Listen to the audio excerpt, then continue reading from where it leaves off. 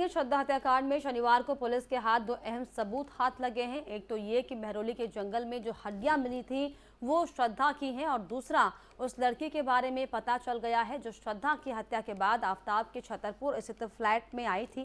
Police ने इस लड़की से पूछताछ की है। पूछताछ में ये पता चला है कि ये दोनों डेटिंग ऐप बम्बल के जरिए एक दूसरे से मिले थे, और जब ये आफ्ताब के फ्लैट में आई थी तब भी श्रद्धा के शव के टुकड़े उसी फ्रीज में पड़े हुए थे।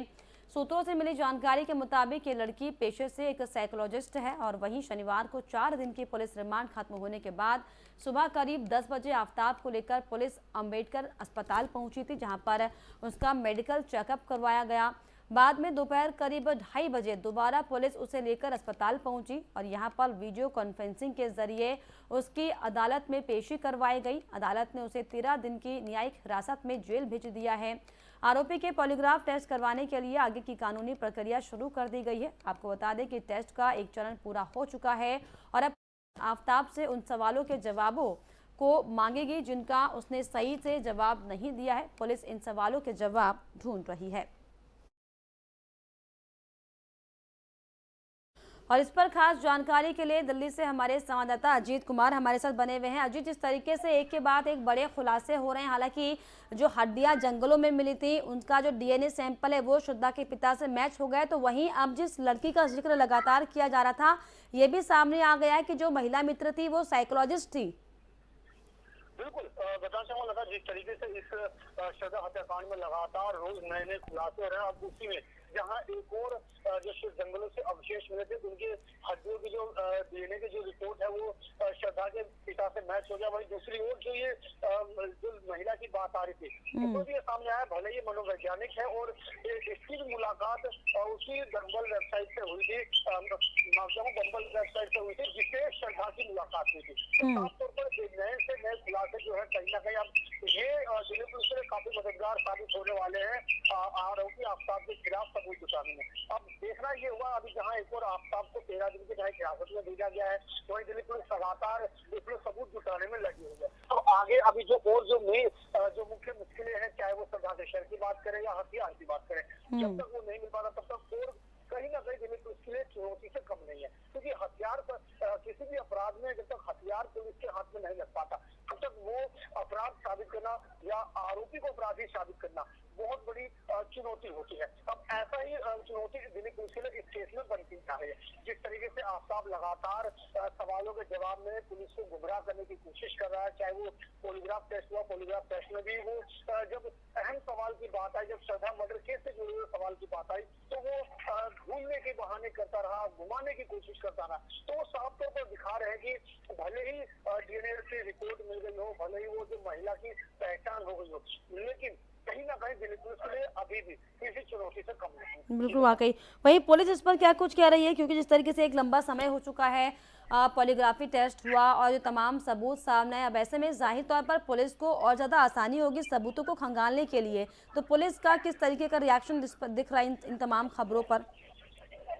बिल्कुल ऐसा बताना चाहूंगा, जैसा कि मैंने बताया कि पुलिस अभी कुछ भी इस मामले में कैमरे पर बोलने से बचती दिख रही है, लेकिन जिस तरीके से एक बात तो तय है कि पॉलीग्राफ टेस्ट में वो बचता हुआ नजर आया, तो अब पुलिस का जो अगला प्रयास है वो नार्को टेस्ट है। क्योंकि पॉलीग्राफ टेस्ट में दिल्ली पुलिस को संतुष्टिजनक जवाब नहीं मिल पाया, तो ऐसे में कहीं ना कहीं अब दिल्ली पुलिस की सारी की सारी जो सुई है वो नार्को टेस्ट पर आकर टिक जाती है। भले ही अभी 13 दिन की न्यायिक हिरासत में भेजा गया है, फिलहाल वो आफ्ताब तिहाड़ जेल में है अब, लेकिन कहीं ना कहीं जिस तरीके से नार्को टेस्ट की बात है तो आने वाले दिनों में दिल्ली पुलिस नार्को टेस्ट की तैयारी भी कर सकती है। लेकिन ये देखने वाली बात होगी कि अब नार्को टेस्ट में दिल्ली पुलिस क्या तैयारी करती है और कब तक नार्को टेस्ट इतना संभव हो पाता है, क्योंकि नार्को टेस्ट के बाद ही कहा जा सकता है कि कई बड़े खुलासे होने की संभावना है।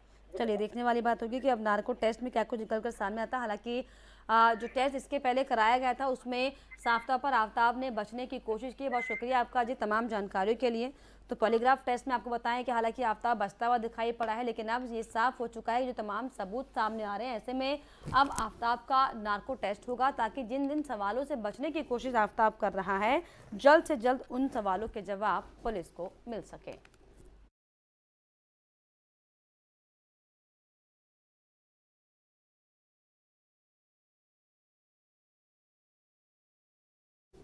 ग्रेटर नोएडा के जेपी ग्रीन्स गोल्फ कोर्स आयोजित golf federation of India civil services world championship 2022 का आयोजन किया गया। इस चैंपियनशिप में देश भर के 100 से ज्यादा प्रशासनिक अधिकारियों ने चैंपियनशिप में हिस्सा लिया। इस प्रतियोगिता में केंद्र सरकार के मंत्री फग्गन सिंह कुलस्ते और हरियाणा के उप मुख्यमंत्री दुष्यंत चौटाला भी शामिल हुए हैं। दुष्यंत चौटाला ने कहा कि गोल्फ को रिच मैन स्पोर्ट्स माना जाता था, लेकिन इसमें आम लोगों की हिस्सेदारी बढ़ी है और धीरे धीरे गोल्फ के खेल में अपना स्थान स्थापित कर लेगा।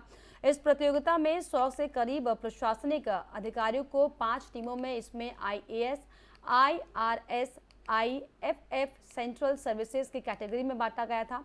इस टीम में 20 अधिकारी भाग ले रहे थे, जिसमें से बाजी IAS की टीम ने मारी और चैंपियन बनी। गोल्ड फेडरेशन ऑफ इंडिया के संस्थापक और महासचिव आयरवीर ने बताया कि ये all India civil services world championship 2022 का दूसरा आयोजन है। इससे पहले 2021 में भी ये चैंपियनशिप आयोजित हो चुकी है। इस प्रतियोगिता में केंद्र सरकार के मंत्री फग्गन सिंह कुलस्ते और हरियाणा के डिप्टी CM दुष्यंत चौटाला भी शामिल हुए हैं। स्पेशल सर्विसेज अधिकतर ऑफिसर्स आए हैं और 100 के लगभग पार्टिसिपेंट्स ने आज इस सेकंड गोल्फ टूर्नामेंट के अंदर भाग लिया है। और गोल्फ का प्रचलन जिस तरीके से बढ़ रहा है निरंतर, ओलंपिक्स का हिस्सा अब गोल्फ है। मुझे लगता है बेहद ज़रूरी है कि इस गेम को अब रिच मैन स्पोर्ट ना कहते हुए हम आम जगह तक लेकर जाएं। और पीछे भी जो ओलंपिक में पार्टिसिपेंट्स थे उसके अंदर हमारे देश के ऐसे बच्चे गए थे जो आम घर से थे। और धीरे धीरे मैं उम्मीद रखता हूँ कि हिंदुस्तान अपनी जगह इंटरनेशनली गोल्फ के अंदर बनाने का काम करे कि आने वाले समय में इसको और ज़्यादा बढ़ावा हमारे देश में भी मिले। प्लस जैसे स्पोर्ट्स के अंदर हमने कर दिखाया है, आज 40% मेडल हरियाणा के आते हैं, तो हम भी प्रयास करेंगे कि इस तरह के जो नए गेम आए हैं इंडिजिनस स्पोर्ट्स को छोड़कर, उनके ऊपर भी प्रेरित किया जाए खिलाड़ियों को कि वो आए। और जैसे अब किक बॉक्सिंग ओलंपिक्स का पार्ट है, तो हरियाणा की लड़की ऋतु ने अपना स्पोर्ट बदल कर रेसलिंग से किक बॉक्सिंग की ओर जाने का काम किया है। तो धीरे धीरे मुझे लगता है वो अपॉर्चुनिटीज़ अपने आप बन जाएगी कि ऐसे नए स्पोर्ट्स के अंदर भी हम खिला। नोएडा में थाना सेक्टर 58 क्षेत्र में सेक्टर 62 बड़ा दीवार के पास पुलिस और बदमाशों के बीच मुठभेड़ हुई। वहीं 2 बदमाश पुलिस गोली लगने से घायल हो गए, जबकि इनका तीसरा साथी पुलिस को चकमा देकर फरार होने में कामयाब हो गया। पुलिस ने घायल दोनों बदमाशों को गिरफ्तार कर इलाज के लिए अस्पताल भेज दिया है। फरार तीसरे बदमाश की तलाश जारी है। गिरफ्तार किए गए बदमाशों के कब्जे से चोरी की यामा मोटरसाइकिल, लूटी गई सोने की चेन व 2 तमंचे, जिंदा खोखा, कारतूस और कारतूस बरामद किया है। वहीं ADCP नोएडा जोन ने बताया कि प्रारंभिक पूछताछ इनकी पहचान नफीस राणा पुत्र सहरूज राणा और अर्जुन पुत्र हीरा सिंह के रूप में कर रही है। इनका फरार तीसरा साथी का नाम जो है वो अंकित तिवारी है, पुत्र अवधेश तिवारी। ADCP ने बताया कि सेक्टर 59 के पास पुलिस पार्टी द्वारा चेकिंग बैरियर लगाकर की जा रही थी। इसी दौरान एक मोटरसाइकिल पर 3 व्यक्ति सवार दिखे, जिन्हें पुलिस ने रोकने का इशारा किया तो अपनी गाड़ी की रफ्तार बढ़ाते हुए भागने लगे। इसके बाद पुलिस ने घेराबंदी शुरू की तो पुलिस पार्टी पर बाइक सवार लोगों द्वारा गोली चलाई गई, जिसमें पुलिस ने जवाबी कार्रवाई की तो बाइक सवार 2 लोगों को गोली लगी और वहीं एक मौके से फरार हो गया। थाना सेक्टर 58 पर मेट्रो 59 के पास पुलिस टीम द्वारा जो चेकिंग की जा रही थी, उसमें 3 व्यक्ति एक मोटरसाइकिल पर आते हुए दिखाई दिए। पुलिस द्वारा इनको रोकने का प्रयास किया गया तो ये वहाँ से भागे हैं। इनकी मोटरसाइकिल पे जो नंबर था उसकी पहचान की गई। ये मोटरसाइकिल लगभग 25 दिन पहले थाना 6 से चोरी हुई थी, जिसका अभियोग पंजीकृत है और मोटरसाइकिल पर वही नंबर है। उससे ये ज्ञात हुआ कि ये बदमाश हैं, इनका पीछा किया गया और सेक्टर 62 में बड़ा डी पार्क के पास पुलिस द्वारा इन्हें घेर लिया गया। घिरने पर इनके द्वारा पुलिस पर फायरिंग की गई। जवाबी फायरिंग में 2 बदमाश घायल हुए हैं। इनका एक साथी फरार हो गया है, उसकी भी पहचान हो गई है। जो 2 व्यक्ति गिरफ्तार हुए हैं, इनमें एक नफीस राणा है जो कोड़ा गाजियाबाद का रहने वाला है। इस पर अभी तक 16 अभियोग ज्ञात हुए हैं। इसका साथी अर्जुन जो घायल होकर गिरफ्तार किया गया है, इस पर 8 अभियोग ज्ञात हैं। ये शातिर चेन लुटेरा रहा है और पूर्व में गैंगस्टर में भी नफीस राणा जेल जा चुका है।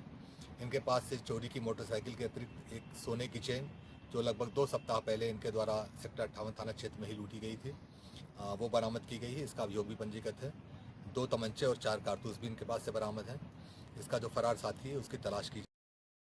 मौसम में बदलाव के साथ सर्दी अब बढ़ने लगी है। आज सुबह बीते 5 सालों में सबसे सर्द दर्ज की गई, जहां न्यूनतम तापमान सामान्य से 3 लुढ़ककर 8.3 डिग्री सेल्सियस दर्ज किया गया। इसके पहले साल 27 नवंबर 2017 में न्यूनतम तापमान 9 डिग्री सेल्सियस पहुंचा था। मौसम विशेषज्ञों का पूर्वानुमान है कि पहाड़ों से आने वाली सर्द हवाओं के कारण अगले सप्ताह से सर्दी और ज्यादा बढ़ सकती है।